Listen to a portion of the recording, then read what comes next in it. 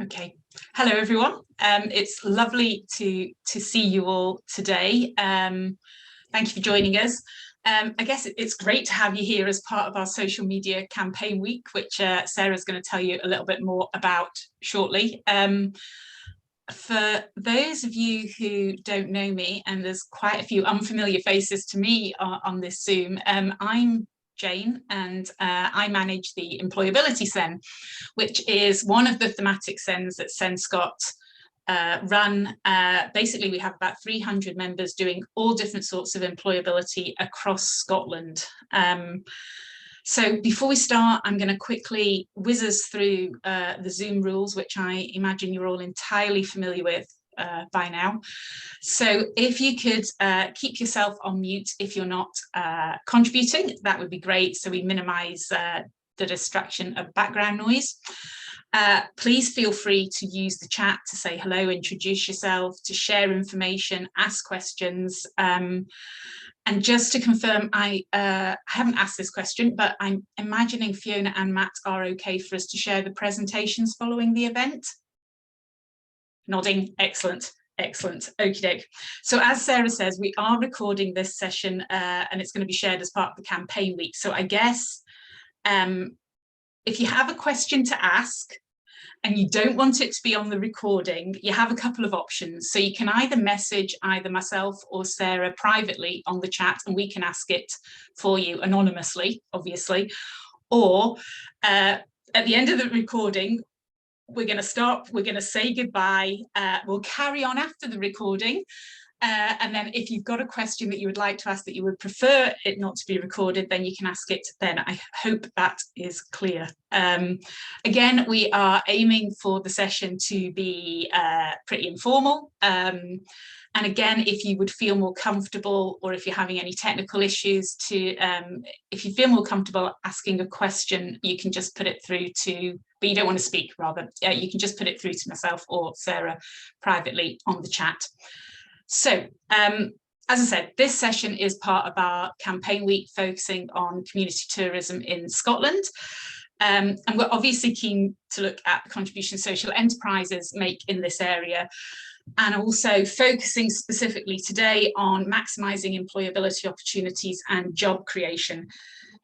So I'm delighted that we're joined by two fantastic speakers and founders of their social enterprises, Fiona Mackenzie and Matt McGrandles. They're going to talk a bit about their social enterprises, how they fit in with the community tourism landscape and the employability work they deliver. But before that, I'm going to hand over to my colleague Sarah, who I'm sure a lot of you will know, and she's going to tell us a bit about the background on the community tourism pilot project she's leading on, how it came about, and also the campaign week. So Sarah, over to you.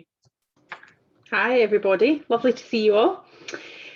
So I maybe should just start at the beginning of where the community tourism project came about. Obviously at SENScot we've been supporting the thematic SENs for a number of years, and long before the tourism network appeared, we had the cultural network, and tourism was very much part of what we did in the cultural network. And at one point we had a visit to Dornoch, who we've actually recorded a podcast with that you can listen to. But we had this visit to Dornoch, and it was an opportunity to have a look at how a community had come together and taken ownership and leadership around their tourism offer. From that visit, it kind of grew arms and legs. We had lots and lots of different communities getting in touch with us, asking us for some support, advice, signposting on where to go and what have you. So the work kind of grew from there. And we developed a briefing, and we continued that work. What we did a few years ago, now it's funny, isn't it, because it all feels like the past couple of years have rolled into one, but what we did a few years ago was brought together a group of the national partners. So we had Visit Scotland, Scottish Tourism Alliance, we had the Scottish Government Tourism Division, we had Scottish Enterprise High. We had all the main guys at the table, anybody who really has a say in a policy environment over tourism. We brought everybody to the table, and what we discovered was that everybody had this real desire to look at how communities could be working better with the tourism industry and taking ownership of their tourism offer. Shortly after those initial meetings, the new strategy came out, and of which I'm sure that you all know off by heart. And the tourism strategy for the very first time had community right at the heart of it. I think anybody who's had a look through that strategy from our sector certainly feels some positivity that things could change and we could see some real shift, I guess, in how communities are connected with the industry and empowered to kind of move things forwards in their areas. So on the back of that, we started to do a piece of work developing a proposal with government to just explore that little bit further. So what we're doing is what we're calling a proof of concept.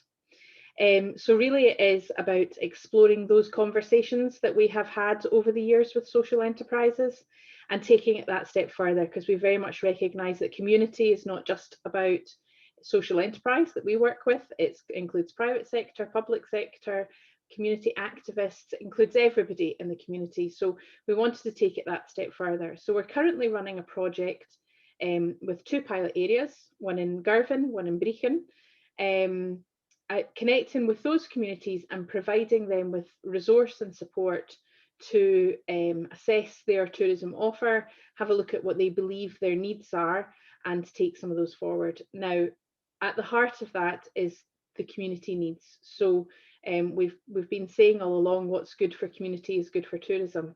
But I think that we would all agree that when if you live in a beautiful place that you love and it's pleasant to work and bring up your children and spend time, then it's definitely going to be a pleasant place for visitors. So that's kind of at the heart of it. So we're supporting those groups to look at what their offer is for the community and therefore visitors, and develop some of that going forward. That's still kind of in the beginning phases of that project. And alongside that, we've obviously been connecting with lots of other communities to have conversations around this particular subject. And this week we are running the social media campaign. So it's a celebration of all the different things that communities are doing across Scotland. So please do come and get involved, and we're just using the community tourism hashtag. So use that to get your own information out there and link us so that we can retweet you and what have you. We're on Twitter, we're on Facebook, we're on LinkedIn, we're on Instagram, and we're on YouTube. So we're everywhere. We're not on Snapchat because I can't figure that one out, but we're everywhere else. And there's some really interesting stories as well. So we've done some podcasts and a couple of videos as well, so which are just interesting to listen to, because they're all people very much like yourselves, running organisations, having many of the same challenges and opportunities cropping up. So it's just it's an opportunity to reach out to your peers and be able to support each other.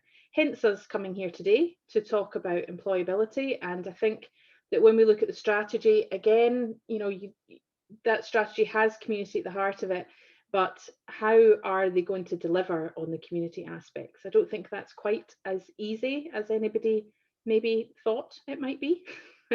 So, but we know that as community members, you guys all know that. We know how to work with communities. You are members of communities, you know what is good for your own community. So I think there is a responsibility on us as well to reach out to those national partners and show that we're interested and ready to take ownership and leadership, I think.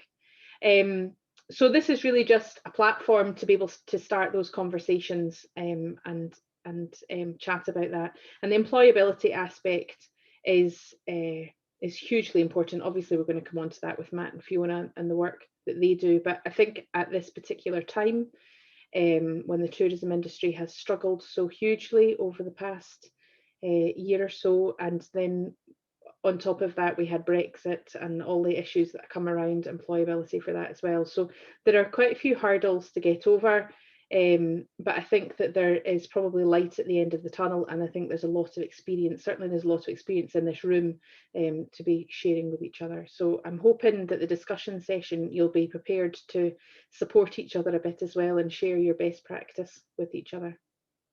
Jane, will I head back to you? Yeah, thanks, Sarah. That's grand. Okay, yeah, I would just reiterate what Sarah has said about checking out the podcasts and the films. They're really good. They're really interesting, really engaging. And I think, without wanting to embarrass him, I think we may have somebody who starred or featured in one of the podcasts here with us today, that I'll let him put himself forward later, maybe, to chat to us. Okie doke. So I remember earlier this year, which seems like ages ago, and really recently at the same time, which is one of these weird sort of phenomenons of COVID, I think, but we held a session that was looking specifically at film and media and employability. And I remember Fiona from Centrestage speaking, and the real care and passion that she displayed for the employability work that they do, and the people that they support. So when we were thinking about speakers for this session, she was an obvious go-to for us. So I'm really pleased that she's here with us today to share that passion. So Fiona, I'm going to hand over to you now. Thank you so much. Now I am going to try and share my screen. Is that working? Yep. Yeah. So I'm going to kill things with pictures, because when the invitation came in, as with most things, I think, why are you asking me about this? But I'm really pleased that you did, just because it's really nice to see other folks' faces regardless. So thank you so much for the invitation, and it's really lovely to see faces attached to names that I've known for a while but I haven't actually met, and also some faces hidden behind photos that I really, really respect and admire. And I'm really delighted to be in the same forum as you guys. Community tourism and tourism in general is not something I've actually thought about intentionally about what we do, but it really is what we do at Centrestage. We're very much a venue for the community. We always have been. We started back in 2006. We built a wee theatre in the centre of Kilmarnock, just converting an old factory unit and turning it into a place where anyone of any age and any circumstance could come and be part of our community built around the arts. And over the years, it's incredible how the demographic has diversified to become anybody from effectively birth to death, which I always think is a really good business model, because you're always going to find somebody that wants to be there. But learning that by having the arts at the front of things, and I was a teacher for 20 odd years, so I'm still a teacher, I just don't do it in schools, by having the arts at the front and by creating that relentless welcome, but also by meeting people where they are, and that's either geographically in the place where they're most comfortable or where they are emotionally, and building that relationship, and then effectively saying, you know, thank you for welcoming me into your home, into your world. Do you want to come and visit me in mine? By always connecting people into our theatre space, but building relationships beyond the theatre, either in other people's homes or by ourselves developing new places. So over the past 15 years, 2006 we started, we've been in another 15 buildings, building relationships with different people where they are, but allowing them all to be part of our core Centrestage community in the heart of Kilmarnock. So there's no many problems in the world that can't be put right by putting a feather boa in your neck and singing show tunes. And I'm seeing laughter from the men. I know deep down you want that feather boa to it, and I can make those dreams come true. It doesn't really matter. It definitely doesn't matter about your age. It doesn't matter if you can sing. It doesn't matter about anything other than you would quite like to come in. So by creating that safe and welcoming space, and making people feel included, and making people or smiling at people when you see them, especially the folk that don't expect to be smiled at, that expect to have folk crossing the road when they see them, rather than actually reaching out and saying, come away and do you want a biscuit, and what's your favourite Disney song? It kind of disarms, and it allows you to build that relationship and go in the journey. And for the folks that are furthest away from the job market, if we're getting right back into the point of why we're here today, as an ex-teacher or as a teacher, because that's my label, and I think we're obsessed in society with giving folk labels so that they know how to judge them, how to deal with them. I was a very good teacher in the school context, but I didn't fit the system, and only by coming out of the system am I able to help the system more. as an ex-teacher, no, it wasn't 15 years ago. I came out of teaching 15 years ago. 10 years ago, I went into HMP Kilmarnock, and this is my wee prison choir back then. And in that group of 10 men there are 5 men who I taught as wee boys. And those wee boys were great wee boys. They were wee rummely buggers, and they'd lots of energy and they'd lots of spark, but they didn't fit the system, and the system that is for them, that is their service, they are the customer. When that child did not fit the system, the service did not change to fit the needs of that child, and the service put that child outside the system and expected that child to find their way into something positive, which is an absolute riot and an absolute joke. And it's fundamentally unjust and has to change. So relentless inclusion sits at the heart of what we try to do. We don't always get it right, but we try to do it.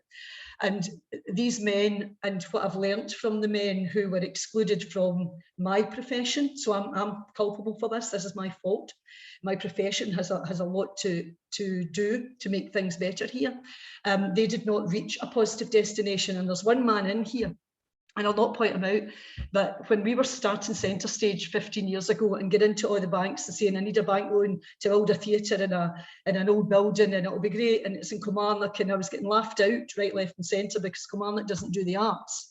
I went into Business Gateway and asked for help with a loan because we needed to get £250,000 to get this place built. And I didn't get laughed out, but I got almost laughed out because I was nearly 40 and I had no experience of running a business, and I was a music teacher. So effectively they offered me £300 towards a laptop, which was really nice, and I took it, but I thought this is not really helping us with what we're trying to do here.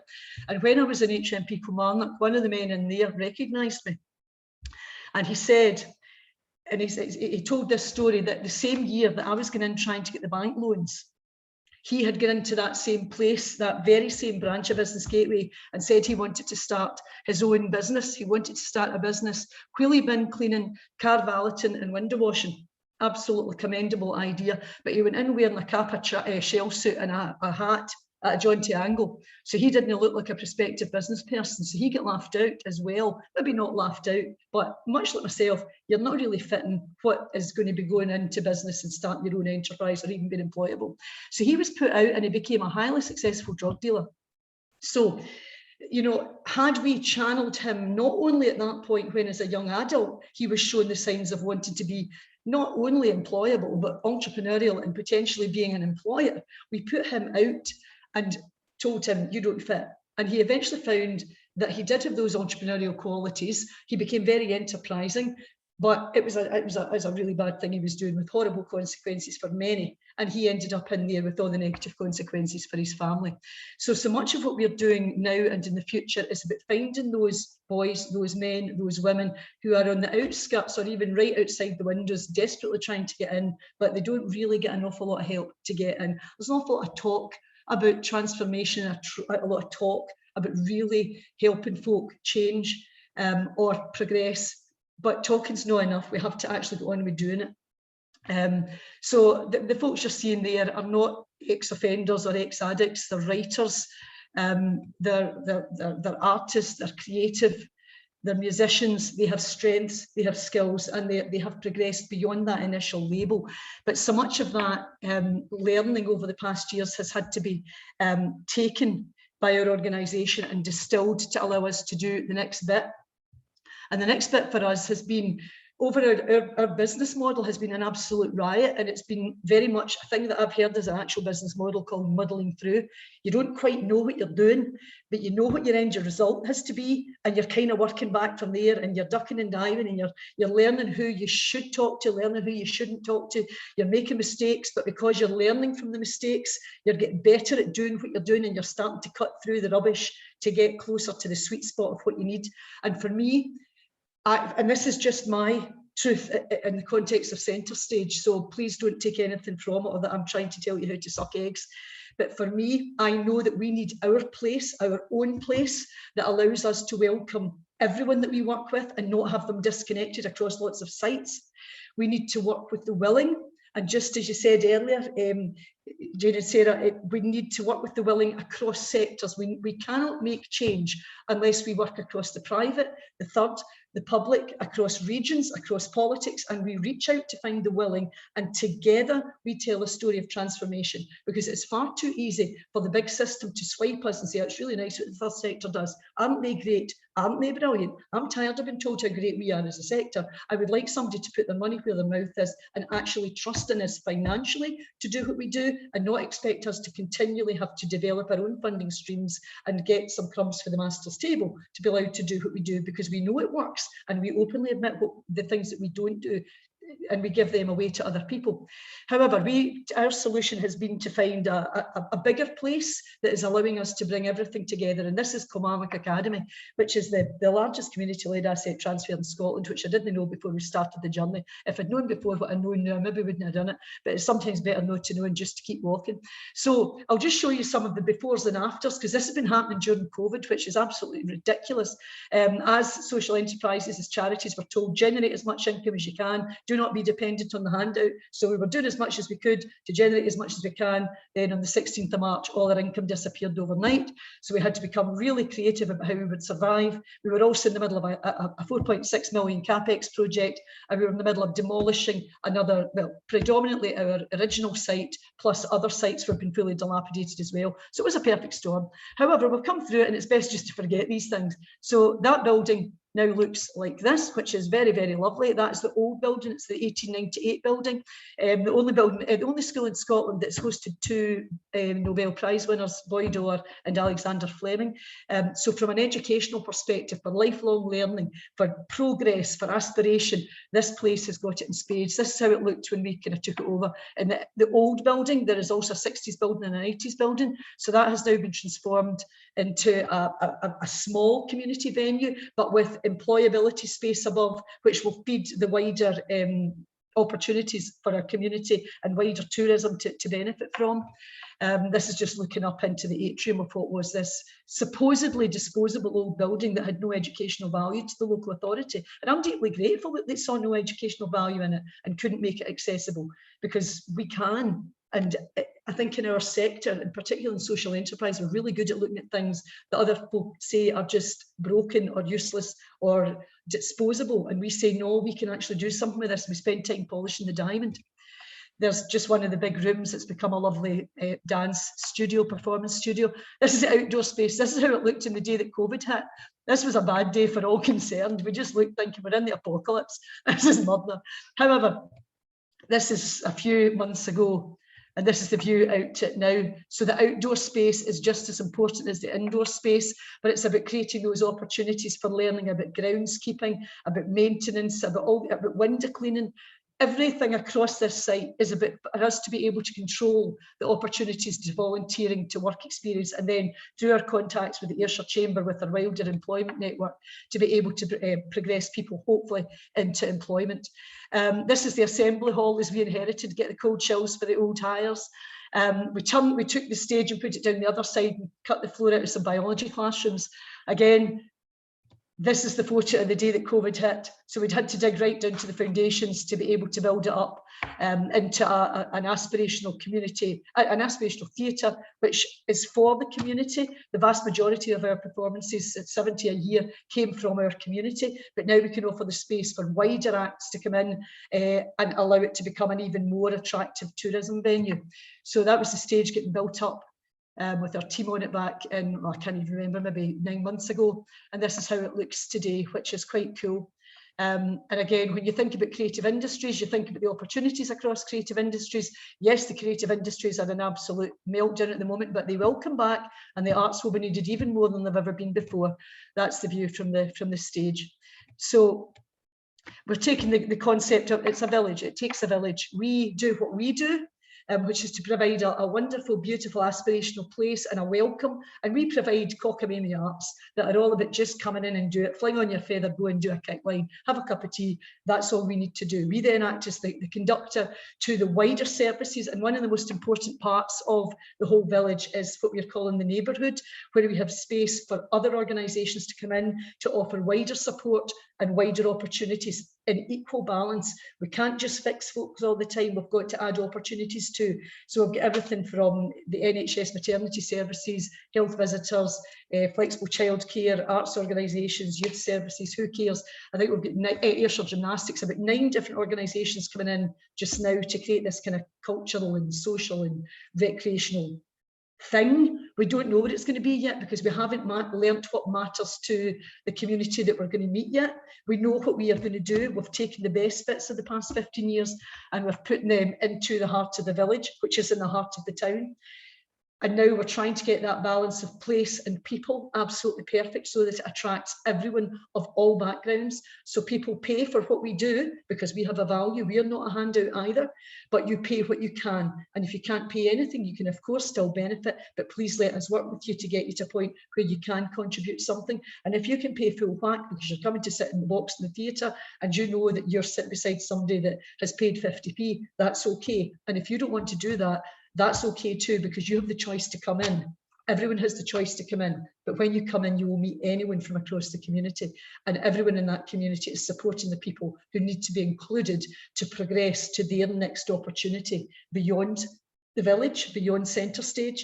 But because when you have progressed to hopefully employability or enterprise or something that's nice, you don't ever need to leave us because you're there to sing, you're there to be part of what we do. So you're there to be stabilised and dignified and to be progressed, but you don't have to leave this safe, happy place that has welcomed you.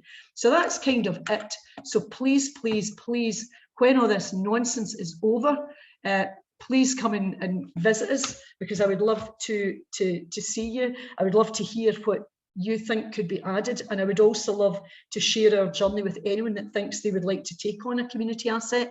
We've gone through a really complex journey because it was so big, but we've also got experience in all the things we've done wrong over the past 15 years that we haven't done in this building, so we've got to where we need to be quicker. So if anyone's thinking about going down the CAD route, please reach out if you think we could help in any way, and if you know any thoughts about doing something similar. Again, the door will always be open, the kettle will always be on, and I'll even put out the good biscuits for you lot. So that's kind of that. That's brilliant. Thanks very much, Fiona. I loved your idea, absolutely. Huge round of applause. I loved your relentless welcome, your relentless inclusion. Fabulous. I shall absolutely be stealing those phrases. I guess it was really good. I think that you were talking about always looking for the opportunity and always seeing the opportunity. And I guess that's what social enterprises do so well. And it's whether it's to generate, whether it's a new idea, whether it's generating income, whether it's delivering increased social impact and community cohesion. But I think that's one of the unique selling points of social enterprises. So thank you very much for that. I remember meeting our next speaker, gosh, a really good number of years ago now, and getting lost and ending up in completely the wrong place for the meeting. But luckily he's a patient man and he waited on me and I got myself to the right place. And the impression I got back then was just how driven and focused he was on inspiring and supporting young people. And I'm sure nothing's changed since then. So I am going to hand over to Matt. Tell us a little bit more about Ceangail, Matt. Brilliant, thanks very much. I'm actually not sure how to follow that, Fiona. That was absolutely awesome. Oh.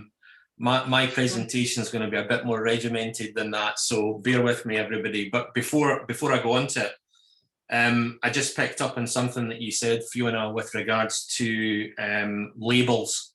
Couldn't agree more with you. Absolutely couldn't agree more with you. It's one of the reasons why I founded Ceangail, and it's to support young people. I left school at 16 with very little qualifications. I did not have a good experience. There is opportunity for individuals within that scenario that for me is not being addressed and continues not to be addressed. Even it's 2 decades, maybe more, that I left school, and really needs to be looked at and supported. So anyway, I just wanted to mention that just now, that absolutely rang true with me. There's too many people wanting to label people. So, okay, right.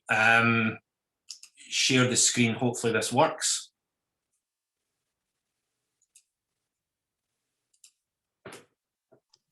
So let me just take you through Ceangail, if I can get it to work. Yes, I can. Okay, so first things first, for those that don't know me, my name is Matt McGrandles. I'm founder and director at Ceangail. We're a social enterprise based in Stirling. It was founded by myself to provide support to young people that have maybe not done well at school or need to develop employability skills. Our social aim is to provide practical training opportunities for young people aged between 16 and 40. Interesting on that front, when I actually looked and worked with SENScot Legal back in 2013, 2014, I wasn't particularly happy that there was a label there of 16 to 24-year-olds. And what SENScot Legal advised me to do was remove that from our articles and put in young person, and then it would be up to myself and my board to decide what a young person was. Remembering, if we go back to that time, then we were still in the financial crisis. People at 30 years plus were still being made redundant. And what we didn't want to do is we did not want to not offer them an opportunity to develop employability skills. So hence the reason I speak about 16 to 40. We've been trading since 2014, and our first community tourism event we secured to deliver was Stirling Highland Games. I speak about Ceangail all the time, connecting communities, because our projects that we actually deliver, we believe benefit many sectors. So not only does it basically benefit the young people with employability skills, but our events provide businesses with trading opportunities. Our projects provide businesses with CSR opportunities, and that also links our customers with tourism. So for the discussion today, not only because it's the longest one that we've obviously delivered, but it's also the most successful, I'm going to basically give you some idea of what happens at Stirling Highland Games. So the event ground to a halt back in 2011 and 2011, and it wasn't delivered in 2012 and 2013. We took over it and we've managed it since 2014 and are continually reviewing our approach to what we're actually delivering there. The event now consists of a Highland Games competitions, a traders market, an activities challenge area for kids to try a sport, an on-site heritage tour, creative arts performances, and a food and drinks experience with around 30 producers.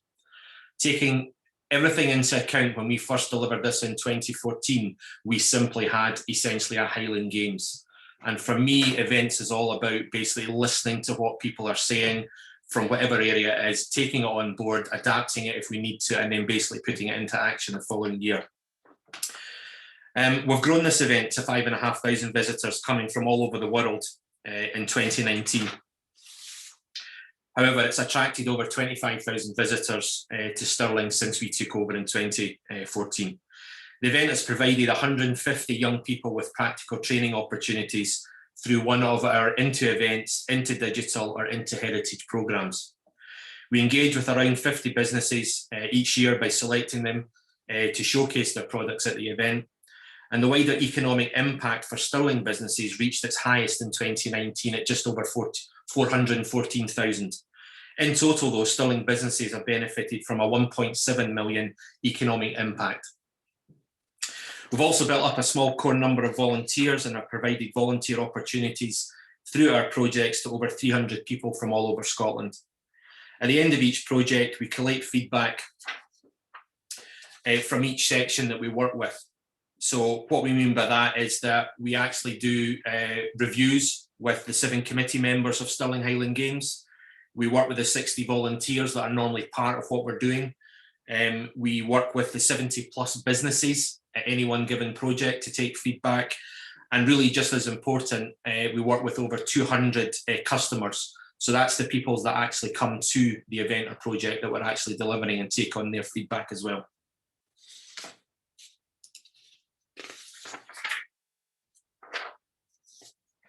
So future projects, just to give you an example or a taste of what we're actually doing. We again are back in that situation with Stirling Highland Games, which up until 2019 was our core income from ticket sales. Unfortunately, we've had to cancel that again, but what we're doing is we're bringing about a virtual programme. So we're looking to create that virtual programme this year with a Highland Games competition, some creative arts performances, and a food and drinks experience. Our Stirling Community Builder project, we're looking to create a reference site for Stirling with the support and input from the community. Individuals can contribute factual information as well as submit video clips about what they like.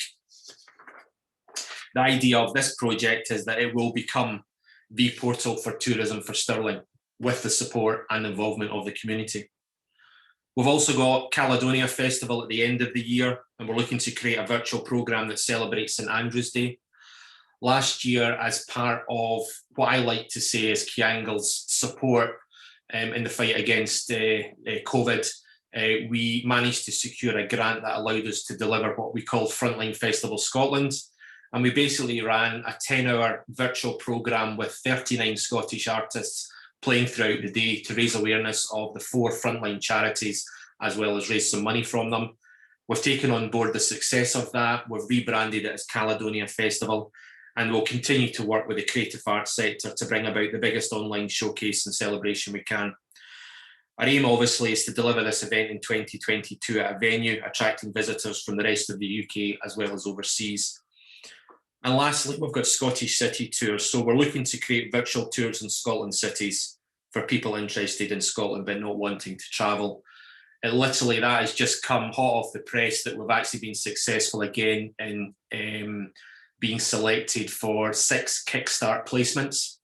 So we are looking to basically now work with up to 6 young people, 1 in 6 of the 7 cities around Scotland, to work with us to generate income, not only for themselves, but also for Ceangail, and showcase Scotland and hopefully attract people to actually come and visit. So short and concise, hopefully there was something in there that somebody you find useful, and I can hand back to Sarah, is it? Back to Jane. Sorry, Jane. You can hand back to either of us. We're not precious here. Thanks, Matt. That was great. I think, you know, really love the ambition that you've got going forward, I think, and well done on getting 6 Kickstart placements, because I think for a lot of people that's been quite a torturous route, and maybe not quite exactly what it was proclaimed to be in the first place. So congratulations with that, and thanks for sharing your journey with us. I know, well, I guess like all social enterprises, there's been ups and downs along the way. Okay, so I guess now is the time that if anyone has any questions for Fiona and Matt, first of all, either raise and wave a real hand or a virtual hand if there's anything you'd like to know a little bit more about. I guess the other thing to say is that Scottish Community Alliance, I think, is reopening their community learning exchange programme. Now, last year it adapted and it was online because of you know what, and going forward it's going to be a mix, a kind of hybrid approach between face-to-face and online community learning. So there's the opportunity to consider that for folk as well, if you're wanting to go along and learn a bit more about either of the organisations that you've heard about today. But anyway, enough from me. I'm handing over to you for questions, or I guess if you don't have questions, is there anything that you'd like to share with us, or questions about employability in general?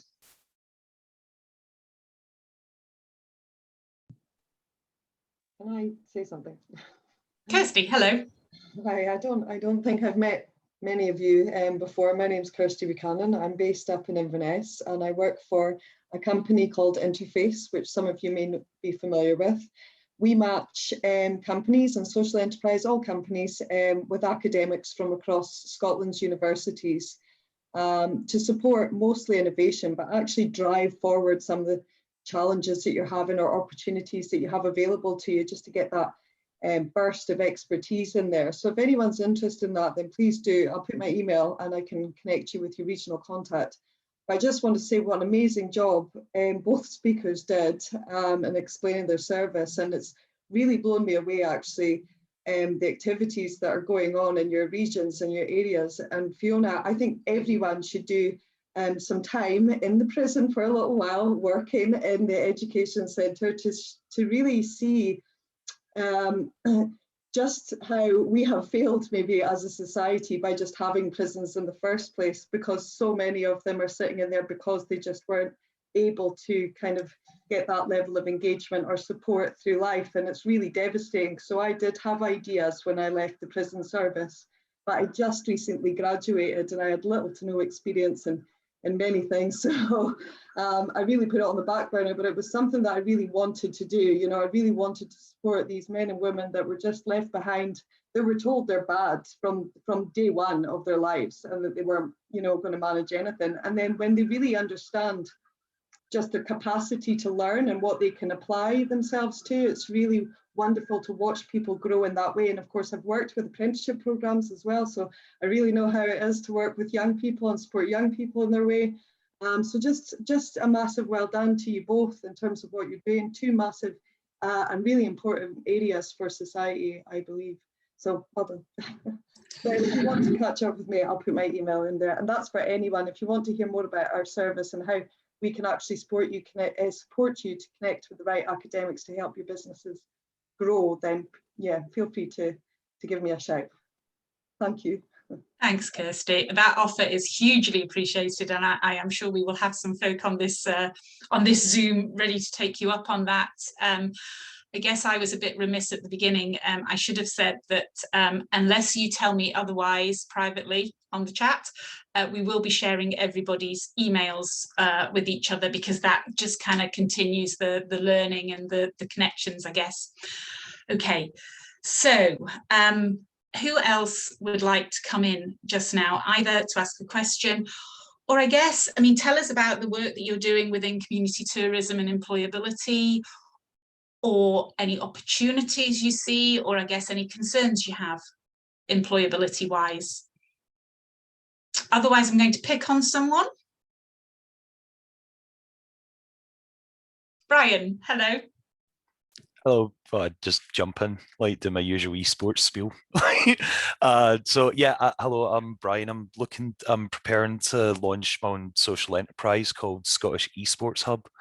For those of you that don't know, esports is competitive video gaming, and it's a huge industry. And in Scotland, as is the whole of the UK actually, esports, there is no regulation, no governance, no proper support for it, and people aren't even aware it's an industry. So SEH we're going to be based around esports careers advice, well-being and networking, and we've got tons planned. And yeah, so I always like to talk up and mention it, because I know how malleable esports as a sort of industry is, that they can work with so many different things. So I'd sort of like to ask Fiona and Matt if they could see a space for like esports or video game content within their organizations, then kind of open it up to everyone, I guess, just as a wee thing. By inviting me to talk, you've saved me. I've just stopped typing. The minute you spoke there, I was almost about biting your arm off. So much of what we do with we have our Connect programme, which is to keep kids in education. Again, go back to that relentless inclusion. If we stop them being excluded, something better is going to happen. So that's the key point. And then the adult version is 30 years later doing exactly the same thing we should have done with the kids when they were kids, done with them when they were kids. But the esports thing is vast. And we've just got to take the fact that kids love to be online. They absolutely love to be online. So we have to find ways to capture that and magnify it, and to link it into our industries and Matt's as well. I'm sure there is something we could really talk about. I think it's tremendously exciting, because for many reasons I don't know much about it, but I know I need to learn about it, because I know there's a gap there, but I don't want to be doing that gap. You know, I need to find folk that actually know what they're doing. So I would definitely love to connect after this. Oh, awesome. Yeah, I'm about 60% know what I'm doing most of the time. So that's great. I know what I'm doing about 30% of the time, but another 60, I'm not, absolutely not. Fake it till you make it. I've talked about that before. But yeah, there's a lot of sort of employability and opportunities coming up for esports. Like in Dundee, they're actually building an esports arena right now, Yeah. that's due for 2024, and that is very exciting because as well as being an esports arena, it's going to be an actual like proper arena that you can hire out for concerts and stuff. Yeah. But Aberdeen, Dundee University are heavily involved in it, and they're going to use it to train the next generation of esports talent in Scotland. And one of the things about esports is all the careers in it. So you've got your esports careers, but you've also got stuff like stage managing, video editing, lawyer, dietitian, administrator. Like, and yeah, this arena is going to be used to train the next generation of them, and the tourism it's going to bring to Scotland is going to be massive, I think. Like, because yeah, esports tournaments are. There was one held in Birmingham Arena in 2018, and it was the fastest selling esports event that ESL had ever done, and they had to extend the capacity like 4 times, I think, in Birmingham Arena. So it started as 8,000 people, and it ended up being like 16,000. So yeah, there's so many different avenues for esports, and it'd be great to connect. And because I used to be in dramatic arts, I used to be an actor and had my own theatre company, so it's awesome combining the two together. Brilliant. Oh, fantastic. Where are you based, Brian? I'm based in Hamilton, sunny Hamilton. I love the Hamilton Townhouse. It's a great venue. Oh, yeah, it's a stunning place. Like, yeah, Brian, so similar to Fiona, happy to obviously connect. When we obviously took on Stirling Highland Games, the idea was that we would actually explore other opportunities for other events and projects to deliver. As it turns out, that focus or onus falls back on myself as director to come up with new projects and events. Be happy to connect and see what we can do. Awesome. Cheers, guys. That's a big thumbs up, Brian. Thanks very much. Okay, everyone. I guess I was quite interested. Interested is the wrong word, but when Fiona, you were talking about people not fitting the system, and rather than the system adapting to fit the person has to adapt to fit the system, which we hear a lot about in employability, and about, you know, how the hardest to reach people could equally well be labelled the kind of easiest to ignore. And I guess I'm kind of quite interested in terms of hearing from anyone around what opportunities we see for folk further from the labour market in relation to community tourism as well. So I don't know if anyone's got any thoughts on that or anything they'd like to share in terms of their own work. Now, I know some of you. Excellent, Sarah. In you come. Hi there. I'm quite grateful as well. Sorry, I had lots of people moving around the office in the background as well, but they've all gone. So hello, everybody. I'm Sarah. I'm from a wee organisation called Giraffe in Perth. We work with young people with autism, learning disabilities, and mental ill health. So yes, there's lots of connections. I'm madly typing and writing down sort of email addresses and things later. Yeah, we've had a tough year. Our sort of main kind of bread and butter is around hospitality, which has been an interesting year. What we kind of do as well is each year we hold the Great Perthshire Picnic. This year we've slightly rebranded it, as the Great Perthshire Food and Drink Festival. It's quite a mouthful, but I'd be very interested to link up with Matt, possibly if you have a young person who's doing tourism in Perth, that would be wonderful. But really what we did is we wanted to set up this festival to try and kind of link with businesses in a softer way to create those relationships that then hopefully would sort of open the doors for our young people to kind of move from our Giraffe supported setting into another setting afterwards. And we find, you know, once you kind of through the festival, they basically, we used to call it a virtual festival, which has taken on a completely different meaning now, but it's an umbrella event, so it allows people to kind of pick and choose their own event, which is wonderful, and it fits in hopefully with restrictions if they fluctuate. So somebody could have a special on for the month, or they could have a 5-course taster menu on a particular day. Happens over the whole of September, so it's really inclusive, and it's not just Perth based, it's the whole of Perthshire. So it gives us a huge opportunity to kind of link in and connect with businesses and just to kind of really showcase, you know, what our young people can do and how diverse they are. So it's all about just trying constantly to keep activities going and create new opportunities long term. Yeah, with the community in mind as well.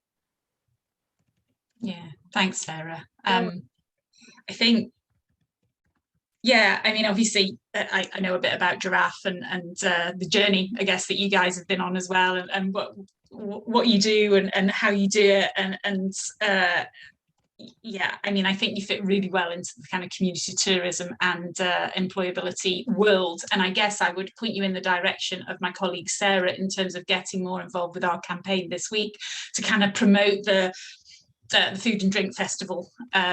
Also, because I think that's part of what we're looking to do, is kind of really shine a light on activities that are happening in this space. So thank you. Okay, does anyone else want to come in here?